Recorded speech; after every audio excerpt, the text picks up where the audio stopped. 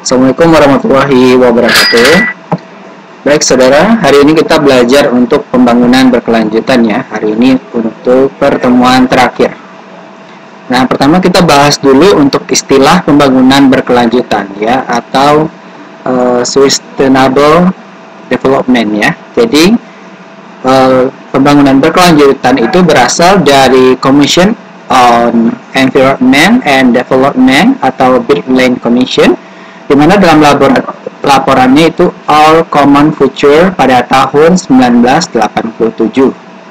Nah, latar belakang timbulnya pembangunan berkelanjutan ini yaitu dengan banyaknya kegiatan pembangunan itu mengakibatkan kemiskinan, kemudian juga ada kemerosotan dan kerusakan lingkungan. Kemudian dengan demikian maka pelaksanaan pembangunan harus diubah untuk membawa kemajuan ke manusia untuk jangka waktu yang lama ya. Jadi tidak hanya pada saat itu saja, tetapi melihat kepada masa depan ya, di mana nanti pembangunan berkelanjutan ini tidak hanya berpusat pada bidang ekonomi saja ataupun sosial budaya, namun juga terhubung untuk pembangunan dalam hal lingkungan ya.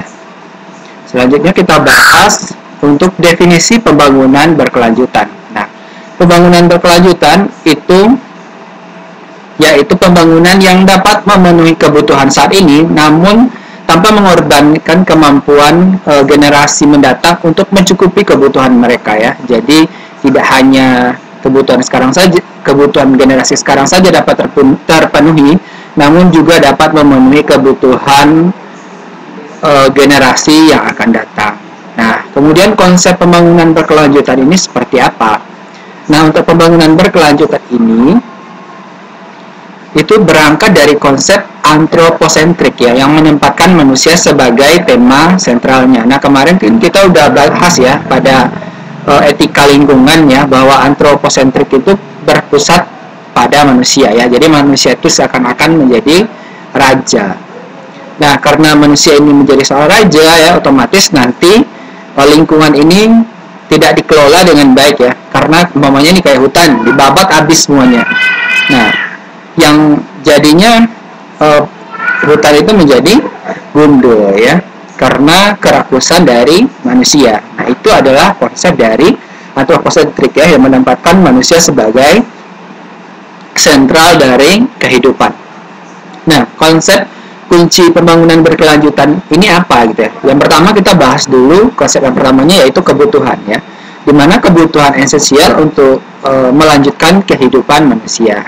Nah, jadi pembangunan berkelanjutan ini didorong karena adanya kebutuhan untuk mendukung kehidupan manusia. Nah, selanjutnya konsep kunci dari pembangunan berkelanjutan yaitu keterbatasan ya, di mana bersumber pada kondisi teknologi dan organisasi sosial yang berkaitan dengan kapasitas lingkungan untuk memenuhi kebutuhan generasi sekarang dan masa depan.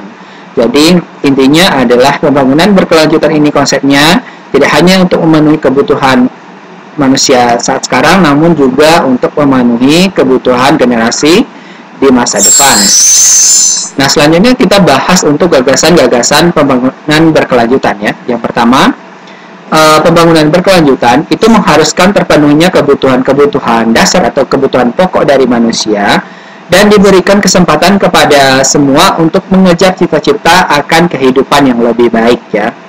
Jadi walaupun kebutuhan dasar kita dapat dipenuhi dengan pembangunan berkelanjutan ini, namun kita diberikan hak ya untuk bisa mencari kehidupan yang lebih baik. Nah, selanjutnya pembangunan berkelanjutan itu harus menyebarluaskan nilai-nilai yang menciptakan standar konsumsi berada dalam batas-batas kemampuan ekologi. Nah, maksudnya di sini kita mengkonsumsi sesuatu itu lingkungan itu dapat menerimanya dengan baik ya. Contohnya kalau seandainya kita menggunakan barang yang dapat terdaur ulang dengan baik ya. Contohnya seperti umpamanya plastik yang tipis itu ya, yang biasanya bisa lebih cepat untuk terurai gitu, atau untuk pengganti plastik kita gunakan umpamanya daun gitu. Nah, itu bisa lingkungannya dapat menerima dengan baik ya. Nah, jadi kita itu mengkonsumsi sesuatu gitu harus ada dalam batas-batas kemampuan ekologi, dan itu harus secara wajar dan semua manusia itu dapat menggunakannya, tercita-citakan ya. Kemudian pembangunan berkelanjutan itu mensyaratkan bahwa masyarakat itu memenuhi kebutuhannya dengan cara meningkatkan potensi produksi mereka dan sekaligus menjamin kesempatan yang sama bagi semuanya.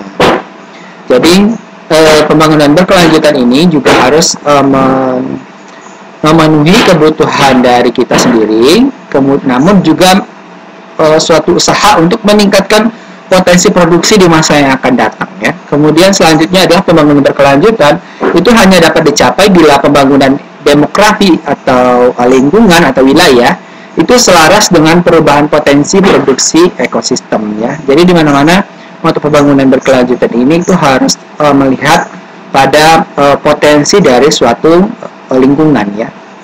Nah, kemudian selanjutnya bagi sumber daya tidak terpulihkan, umpamanya ini apa di sini ya, bagi sumber daya tidak terpulihkan ya, contohnya itu minyak ya, gas alam dan sebagainya. Laju pemanfaatannya itu harus dilakukan sehemat mungkin ya, jadi harus dihemat sekali ya, karena tidak mungkin diperbaharui. Nah, agar sumber daya tersebut ini tidak habis sebelum penggantinya tersedia. Ini seperti yang saya contohkan tadi, seperti minyak bumi ya. Minyak bumi itu kan lama diprosesnya ya, berjuta-juta tahun baru menjadi minyak bumi. Jadi kita wajib untuk menggunakannya ya sehemat mungkin ya, agar ketersediaannya tetap ada. Kemudian selanjutnya pembangunan berkelanjutan itu menghendaki konsep konservasi spesies tumbuhan dan hewan. Nah, kenapa kok hal yang seperti ini dibutuhkan pada pembangunan berkelanjutan? Ya, jadi pembangunan berkelanjutan ini, walaupun umpamanya dalam suatu daerah itu dibangun sebuah perkotaan ya, namun tetap memperlihatkan pada lingkungan dan ekosistem. Nah, otomatis nanti kan dengan adanya pembangunan kota dan wilayah, biasanya kan hutan itu kan semakin sedikit ya. Jadi pembangunan berkelanjutan ini juga mengonsep konservasi dari spesies dan hewan ini. Konservasi ini perlindungan ya saudara, seperti swaka ya, seperti kebun binatang seperti itu, untuk melestarikan spesies dari tumbuhan atau hewan. Nah, selanjutnya pembangunan berkelanjutan itu menghendaki bahwa dampak berbahaya terhadap kualitas air dan unsur-unsur alami lainnya atau limbah itu diminimumkan sehingga dapat mempertahankan integritas keseluruhan ekosistem tersebut.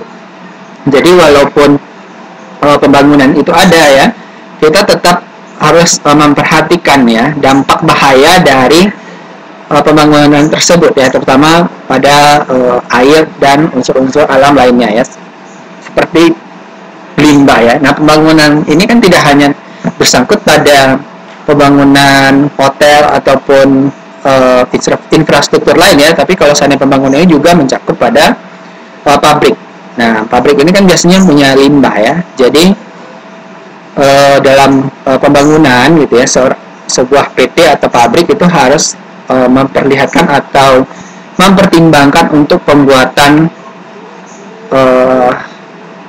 tempat untuk pengolahan limbahnya, sehingga nanti ketika dibuang ke ekosistem, itu ekosistem tidak terganggu. Nah, selanjutnya prinsip-prinsip dari pembangunan berkelanjutan. Nah, pembangunan berkelanjutan itu menjamin pemerataan dan keadilan sosial ya. Nah, di mana di sini artinya bahwa antara si miskin dan si kaya itu dijamin kemerataan dan keadilan sosialnya ya. Karena kalau seandainya si kaya umpamanya bikin gedung gitu, nah yang si miskin mungkin bisa jualan makanan-makanan gitu. Jadi ada ininya ya, keseimbangan. Kemudian ada distribusi sumber lahan dan faktor produksi. Selanjutnya ada peran dan kesempatan. Kemudian ada distribusi kesejahteraan ya, seperti yang saya katakan tadi. Kemudian pembangunan berkelanjutan itu menghargai keanekaragaman ya, di mana di keanekaragaman itu merupakan prasyarat agar sumber daya alam selalu tersedia untuk masa kini dan masa yang akan datang, dan merupakan dasar bagi keseimbangan tatanan lingkungan ekosistem. Nah, keanekaragaman ini artinya itu bermacam-macam ya, yang ada di lingkungan itu kita jaga keadaannya sehingga dapat tersedia untuk masa yang akan datang ya. Umpamanya pohon pinus saja ya,